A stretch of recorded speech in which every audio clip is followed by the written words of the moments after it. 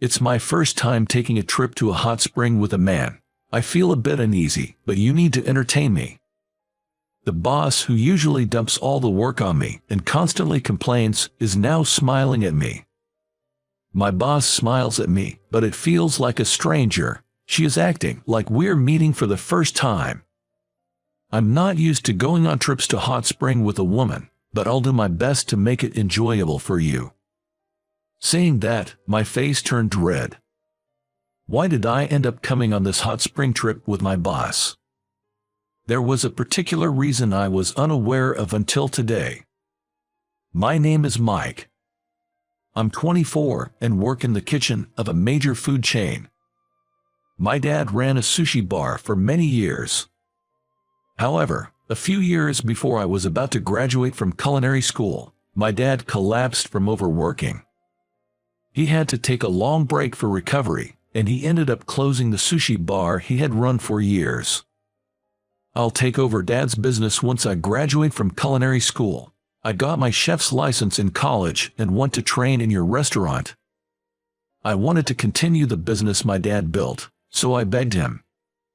But my dad disagreed. I can't trust you with my business when you have no work experience.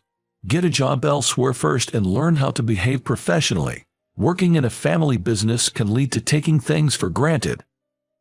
Realizing the naivety of my thoughts after what my dad said, I acknowledged my mistake. But I had earned my chef's license in culinary school with the goal of becoming a chef like my dad. When my dad refused to let me take over, I felt lost about what kind of job I really wanted. A friend from culinary school told me, "You know the restaurant we always go to? They're hiring and have amazing pay and training programs. They have many locations, and you can choose one close to home." My friend introduced me to the job listing of the major food chain, which is where I currently work. The pay is indeed much better than other job offers, and they even offer training programs abroad. Impressed with the unexpected benefits, I took the interview and was hired. It's been 3 years since I joined as a fresh graduate. I've been working hard to support my parents. However, there was one major problem at work. That was the bad relationship with my immediate boss. My boss, Arya, is the precious only daughter of the company's CEO. She's very strict at work, always pushing tasks onto me and constantly nitpicking. What's with this presentation? It's nothing like the picture. Customers will complain about this misleading photo. What's with this salty pasta? Did you mess up the seasoning? This is toxic. She would then throw away the dish I prepared. Yet, she never does any cooking herself and only chats with regular customers. I'm busy with customer service, so I'll leave all the cooking to you. She would leave all the kitchen tasks to me.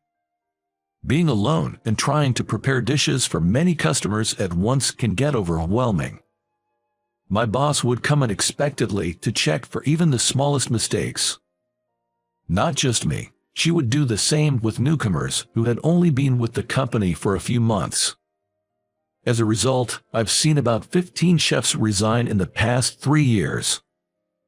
If it wasn't for such a bossy manager, we wouldn't be struggling with staff shortages. I strongly disliked my boss, who was unreasonable and always complaining. On top of that, I couldn't stand the worsening staff shortage because of her. I have to prepare dishes for 20 customers all by myself. Her delegation of tasks is seriously messed up. Thankfully, I live with my parents, so I have them to vent my frustrations to. When the stress and fatigue from work build up, I would vent to my parents and they would listen. My dad would silently nod while my mom would say, "That sounds tough."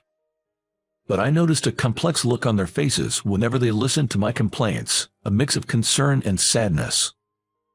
Maybe they're tired of my constant complaints. Did I get carried away?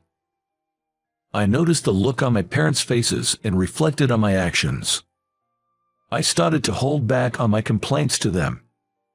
A few months passed, and then my birthday came. "Thanks for always working hard. Every once in a while, you should take some time off," my mom said, handing me a spa voucher. Hut only for one person. Aren't we going as a family? I was surprised, but my mom, with a hesitant look on her face, said, "Ever since your dad collapsed, he hasn't been eating much, right? It's risky for him to go to a hot spring because he might faint." Indeed, since my dad collapsed from exhaustion a few years back, he had lost a lot of weight from not eating much. His blood pressure and pulse weren't stable, and he was under the care of his primary doctor for his arrhythmia. Taking him on a spa trip would indeed be risky. I mean, we don't have to go to a hot spring. Aren't these things supposed to be for the whole family? I had a slight complaint towards my mom, but considering my dad's condition, I couldn't voice it. "Well, maybe going alone once in a while isn't a bad idea, thanks, I'll enjoy it." I smiled at my mom, who looked relieved and said, "I'm glad you liked it." The following month, during the long weekend, I went to the spa alone with the voucher my mom had given me. As soon as I arrived at the spa hotel, there was a woman arguing with the receptionist in the lobby. "There's no way my reservation isn't in. Isn't this a mistake on your part? Please check properly." I recognized the assertive voice of the woman. It was the same voice of my boss I hear at work. "Arya, what are you doing here?" I was surprised to see my boss, but she approached me aggressively. "I was supposed to meet my parents here, but there's no reservation under their name. Why are you here?" My boss seemed quite furious and lashed out at me. "Calm down," I said, handing my voucher to the receptionist. "We've been expecting you, sir. You have a reservation in the same room with this lady." The receptionist, with a relieved expression, handed me a key to a room. "Wait a minute, I came alone. I'd like separate rooms, please." I hastily conveyed this, but the receptionist showed me the reservation form and said, "But you clearly reserved a shared room." My boss, who had been assertive a little while ago, looked as if she was about to panic. I decided to head to our room and discuss the situation further with my boss. As soon as we entered the room, she called the CEO. "Dad, what's going on? I wasn't told I'd be sharing a room with a subordinate." She seemed upset with the CEO for a while, but after hearing some explanation, she looked dejected. "So that's what it was. You could have told me directly." Then she got off the phone with the CEO. And the boss, looking downcast, explained the situation to me. Actually, for a while now, my dad mentioned that he would invite his childhood friend, a sushi chef, to add sushi and sashimi to our restaurant's special menu. She struggled to find her words. I didn't understand what he meant when he said, "Don't be too hard on your subordinate. He's an important business partner and you're betrothed." Now I finally get it. I can't believe I'm engaged to you. I calmly responded. "I hadn't heard about you being my fiancé either, but my dad is indeed a sushi chef." There was an awkward silence between us. Unable to bear it any longer, I called my dad. "Hello, Dad, what's this about sharing a room with my boss? Please explain." I asked in a voice close to tears, and my dad chuckled and replied, "I knew you two weren't getting along. I couldn't bring myself to tell you she's your fiancée. Is it true about the engagement?" I was taken aback, and my dad proudly explained. "Her dad and I have been friends since childhood. It's hard for me to work alone, so he's helping expand my sushi and sashimi dishes to his restaurant chain." As I was lost for words, he continued with enthusiasm. "Choosing to work at your fiancé's company without me telling you is remarkable. Isn't it destiny? You and Arya were close in preschool. If you two are arguing at work, just reconcile." He hung up after leaving me with those words. I tried to recall the distant past, feeling bewildered. Come to think of it, I think I had a girlfriend back in preschool. Our parents were close friends from way back. Did they promise to set us up as childhood sweethearts? I can hardly remember, as I was so young. Then, why haven't we met since preschool? I was asked this by my boss, and it made me reminisce about the past. That's right. Around the time I started elementary school, my dad's restaurant started struggling. He had to take on some debt for a while. Then, my boss suddenly looked up, surprised. I remember that my dad's restaurant also faced troubles when I was in elementary school. Him copying another store's menu became a big problem. We both looked at each other and burst out laughing. So we both got busy helping our family businesses and just grew up without seeing each other.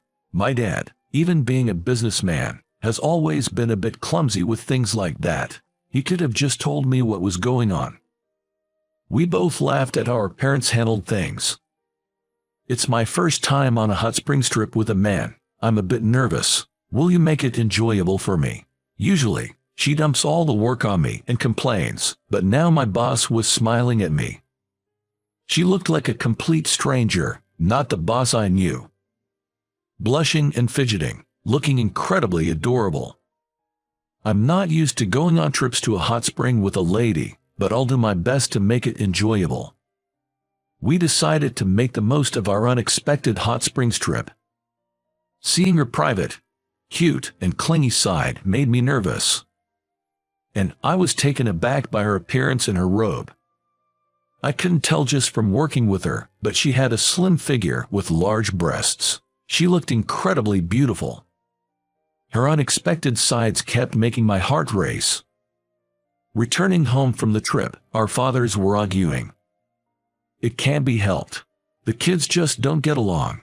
I waited 3 years for my son to get used to his job, but they just aren't getting close. You should have explained the situation before sending them on a trip. What if that made their relationship worse?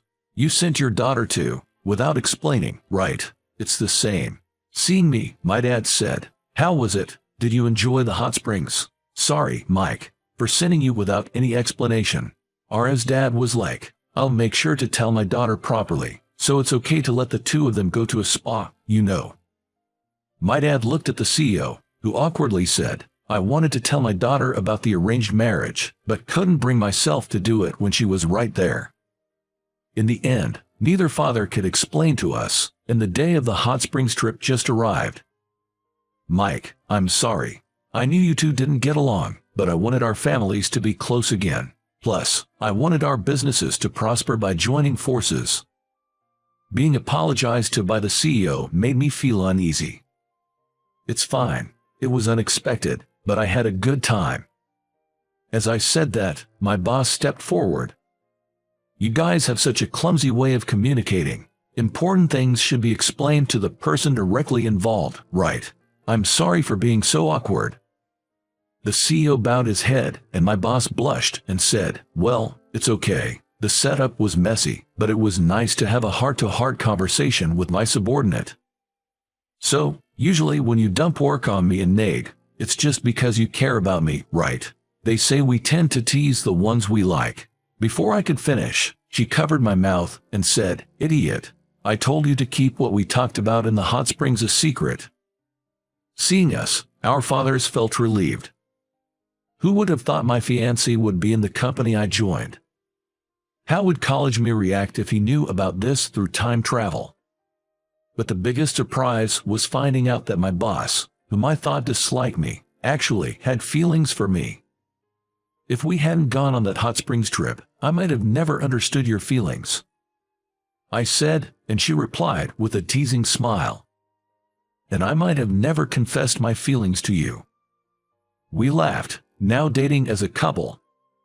She's still strict at work, sometimes unreasonable, and dumps a lot of work on me. But if all that is out of love, I feel like I can handle anything. I wonder if after we get married, will you still be strict about the cooking? I muttered, and she replied with a stern face, did you say something? We're at work now, you know. Yes, ma'am, I'm sorry. I responded with enthusiasm and am hard at work today as well. Even during work, I daydream about marrying her and can't help but grin to myself, but that's a secret from her. Well, she might actually have a hunch that I'm thinking of proposing. So, what did you think?